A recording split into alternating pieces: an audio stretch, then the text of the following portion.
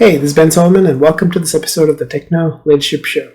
In this episode, I'm going to cover something that's probably a fairly niche topic, but it's something that people close to me who are very capable but have been outside the industry have been asking in the past. And I've also seen this come up on occasion in various groups that I'm part of and Reddit subs that I'm part of and colleagues, friends of friends who come to me and ask the question, what do I do if I'm in this situation? Let's say you've had a few years experience working in IT technology years ago, maybe 5, 10, 15 years ago.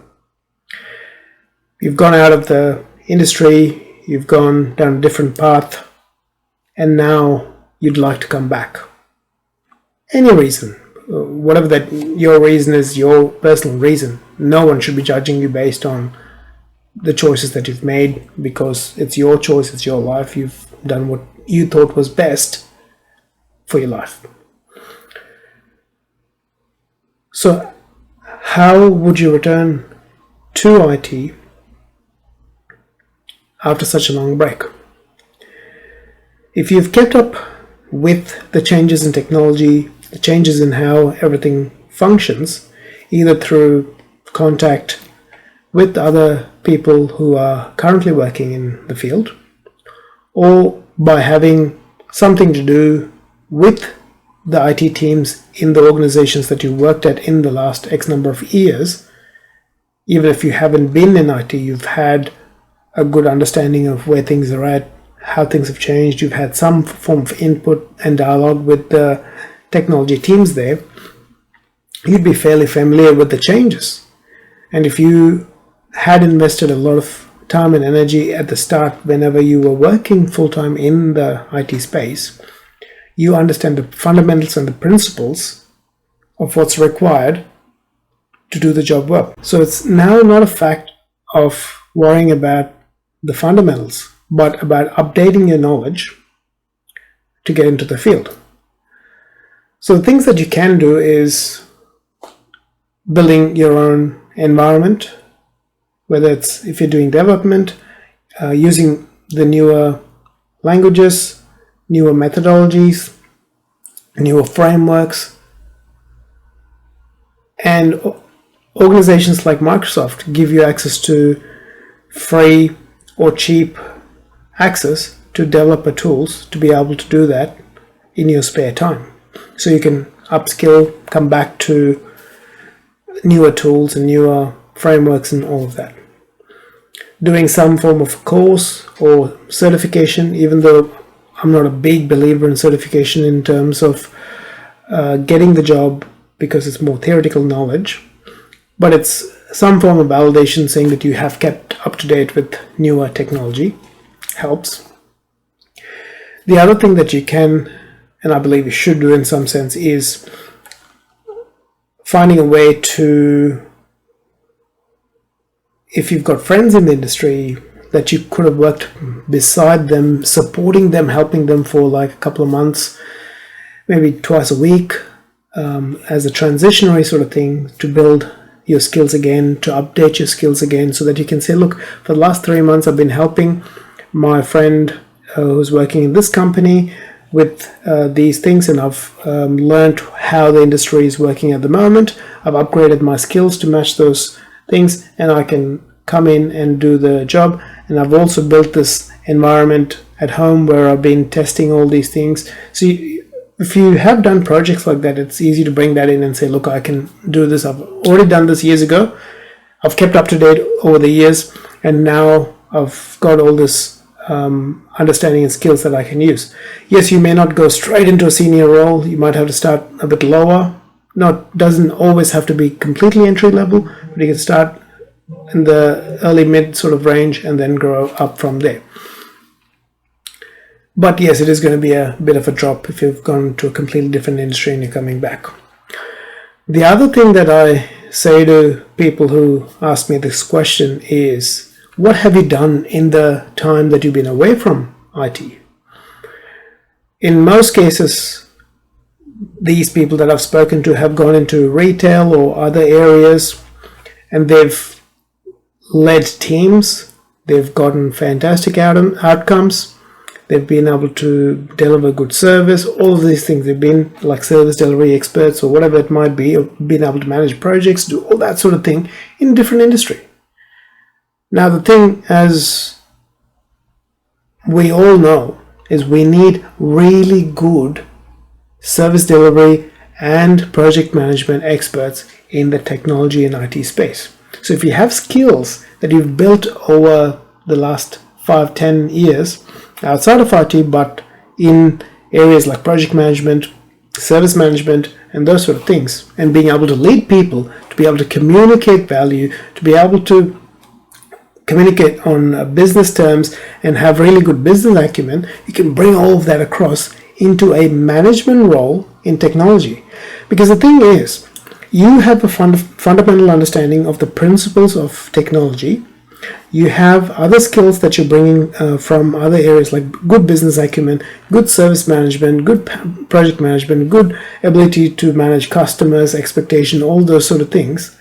You just need to learn how to tie them all together in a way that shows the value that you can bring to this business in a role of either a technology manager or technology project manager, technology service manager, whatever it might be.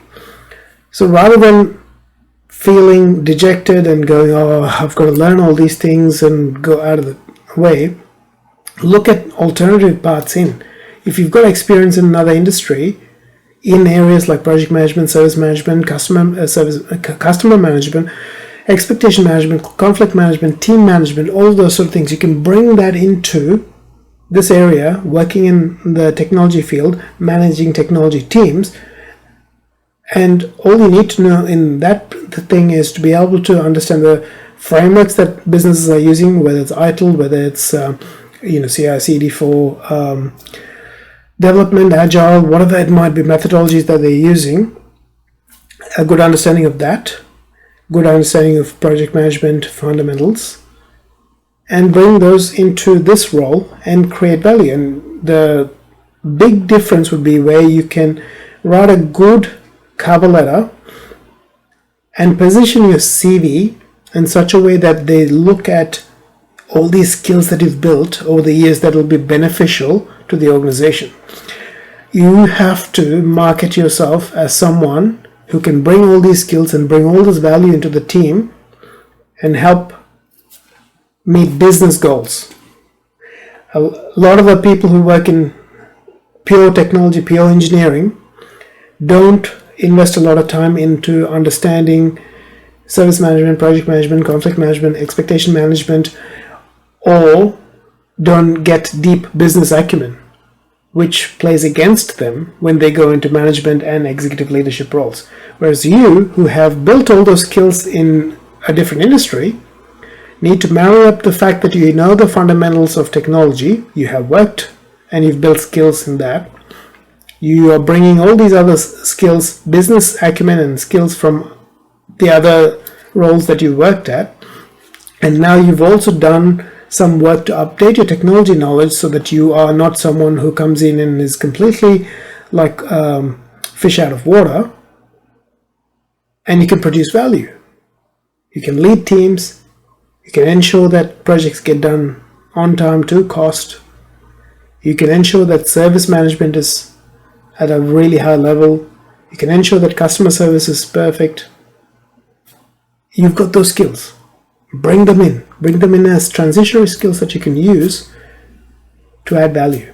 And if you can communicate that value that you can add, combining your experience, past experience in technology, your current understanding of the landscape of business and technology, as well as the skills that you've built in your career in between, in your CV, positioned as, these are all your strengths you're bringing into this role, that most other people who've just gone up in the technology space would not have.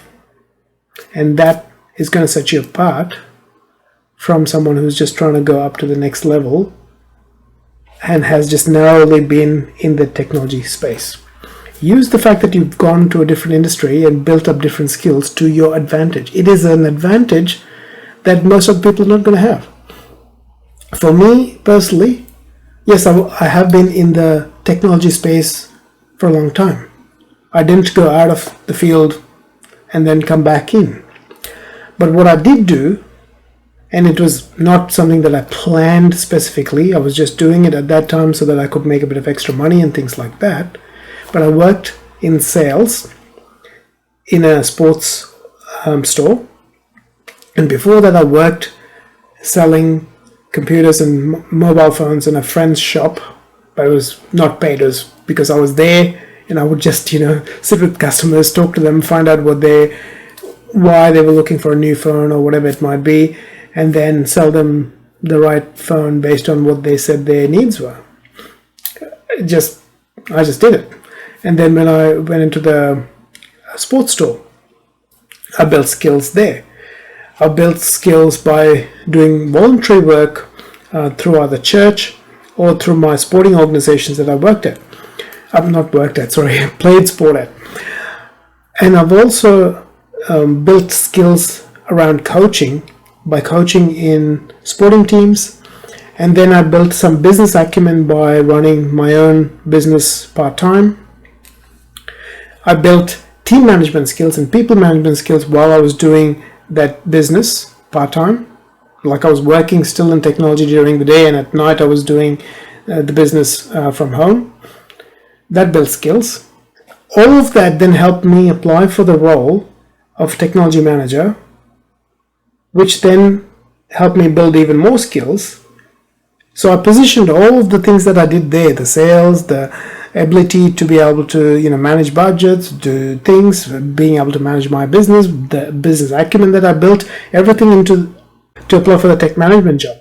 And then from the tech management job, I used all these skills that I learned, how to lead people, how to manage outcomes, how to manage projects, how to ensure that even if people are remote or working from home and things like that, we still managed outcomes and got the results that we were after. And that then helped me get into the executive technology exec role. So all of this is what I advise people. It's like, look, you've got skills from whatever role you've been at. And some people, for example, ladies have gone off the workforce and to have family or whatever it might be.